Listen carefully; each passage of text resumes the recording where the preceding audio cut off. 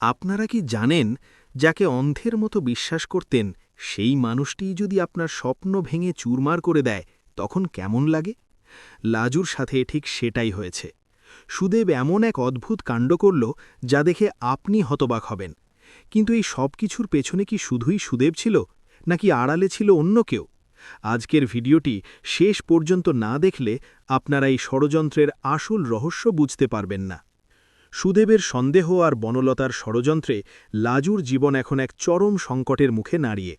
একদিকে পড়াশোনার চাপ আর অন্যদিকে সম্পর্কের টানাপড়েন তাকে দিশেহারা করে তুলেছে। গ্রামের বাড়ি থেকে কলকাতায় ফেরার পথে লাজুর মনে বারবার সুদেবের সেই অদ্ভুত আচরণের কথা ভেসে আসছিল।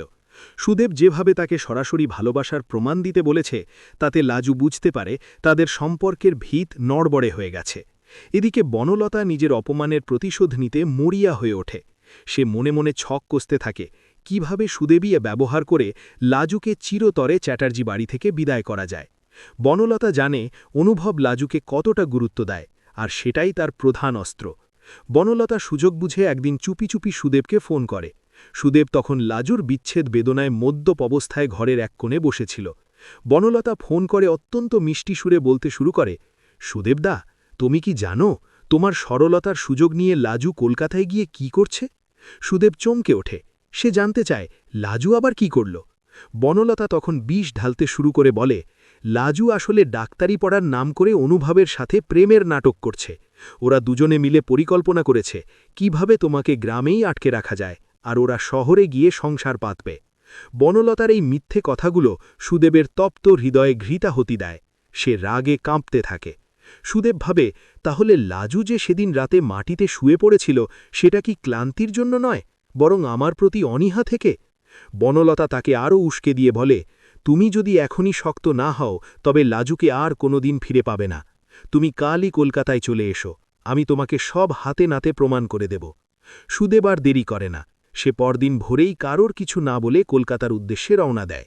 এদিকে কলকাতায় লাজু তখন হসপিটালে ডিউটি আর পড়াশোনা নিয়ে ভীষণ ব্যস্ত। অনুভব তাকে বারবার বোঝানোর চেষ্টা করছে যে বনলতার মতো মেয়েরা সহজে হার মানবে না, তাই সাবধানে থাকতে হবে।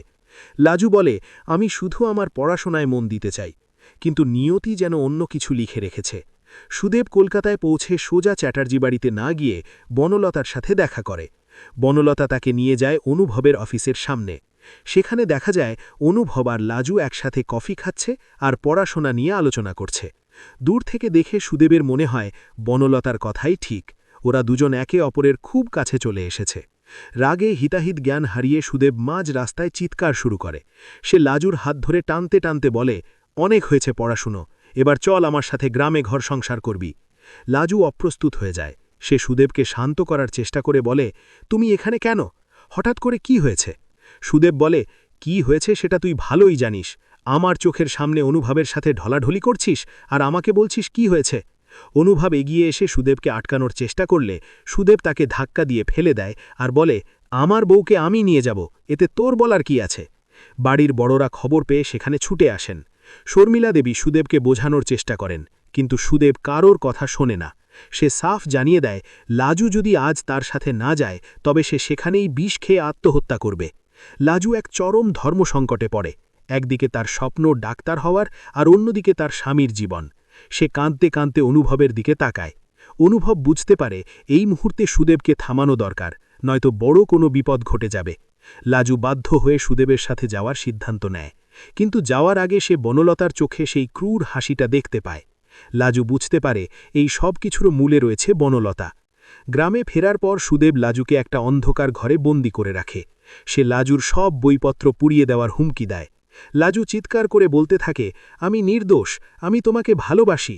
কিন্তু সুদেবের কানে তখন বনলতার বিষাক্ত কথাগুলোই বাজছে। এদিকে কলকাতায় অনুভব শান্ত হয়ে বসে থাকার পাত্র নয়। সে জানে লাজু বিপদে আছে। সে মনে মনে প্রতিজ্ঞা করে লাজুকে এই নরক থেকে উদ্ধার করবেই।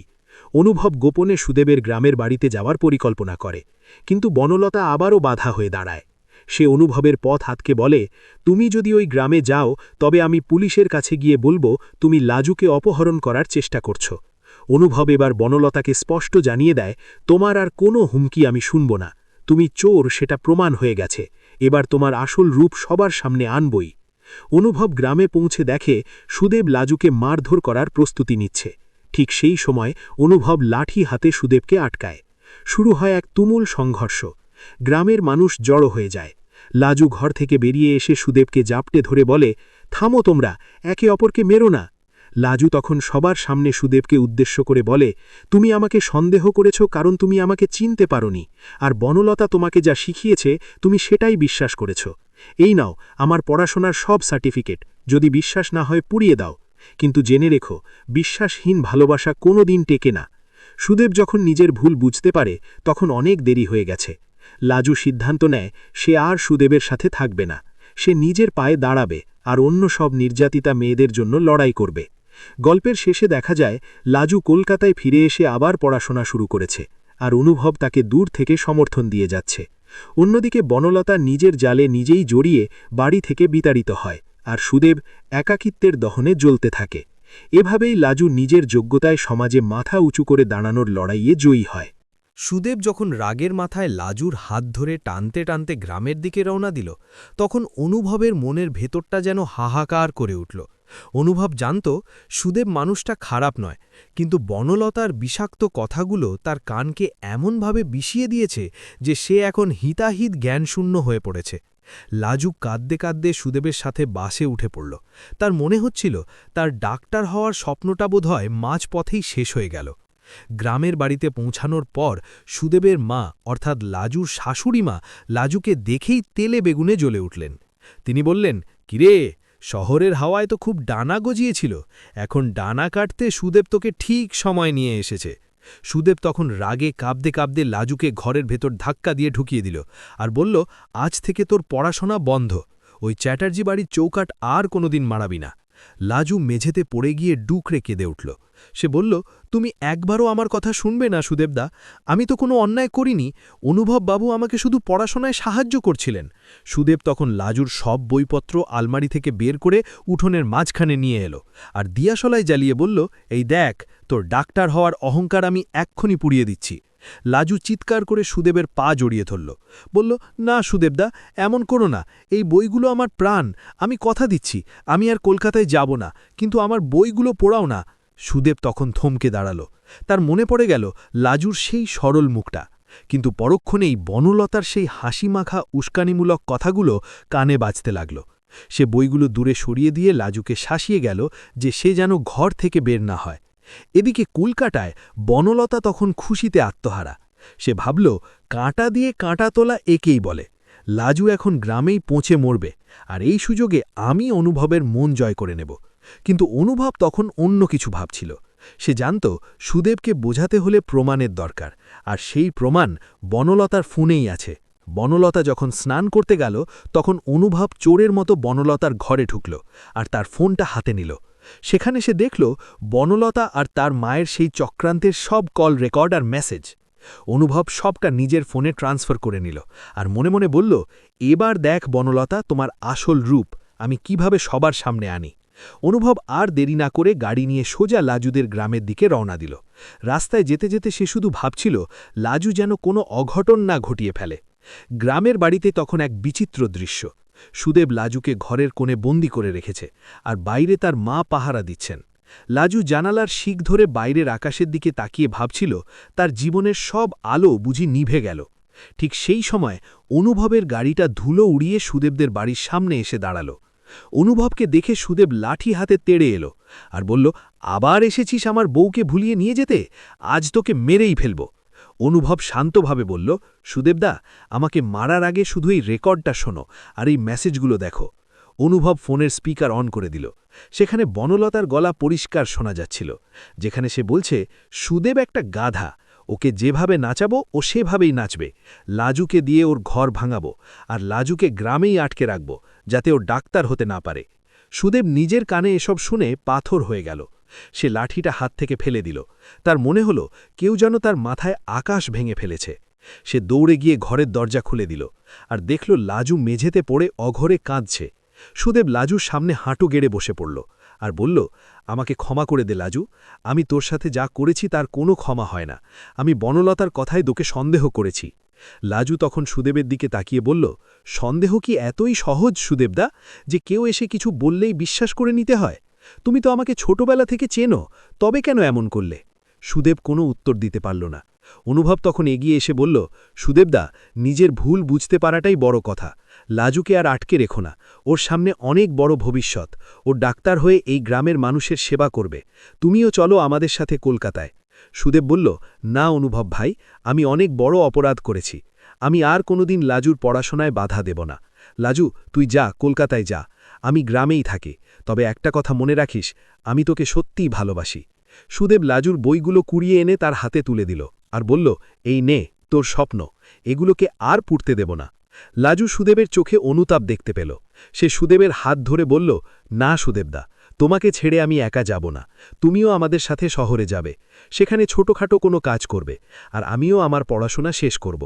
আমাদের দুজনের সংসার হবে নতুন করে। সুদেব চোখের জল মুছতে মুছতে রাজি হল। লাজু আর সুদেব যখন কলকাতার চ্যাটার্জি বাড়িতে ফিরে এলো, তখন বনলতা ভেবেছিল বোধহয় সুদেব লাজুকে তাড়িয়ে দিতে এসেছে। কিন্তু যখন দেখল ওরা দুজনে হাত ধরাধরি করে ঢুকছে, তখন বনলতার মুখ শুকিয়ে গেল। অনুভব বাড়ির সবার সামনে বনলতার সেই অডিও রেকর্ডটা চালিয়ে দিল। বাড়ির বড়রা সব শুনে বনলতাকে ছি ছি করতে লাগলেন। শর্মিলা দেবী বনলতার গালে একটা সপাটে চড় কষিয়ে দিলেন আর বললেন, তোর মতো মেয়েকে এই বাড়িতে স্থান দেওয়াটাই ছিল আমাদের সবচেয়ে বড় ভুল। এক্ষুনি এই বাড়ি থেকে দূর হয়ে যা। বনলতা অপমানিত হয়ে বাড়ি থেকে বেরিয়ে গেল, কিন্তু যাওয়ার আগে মনে মনে শপথ করল সে আবার ফিরে আসবে আর এর প্রতিশোধ নেবে। লাজু আর সুদেব এখন নতুন করে পথ চলা শুরু করল।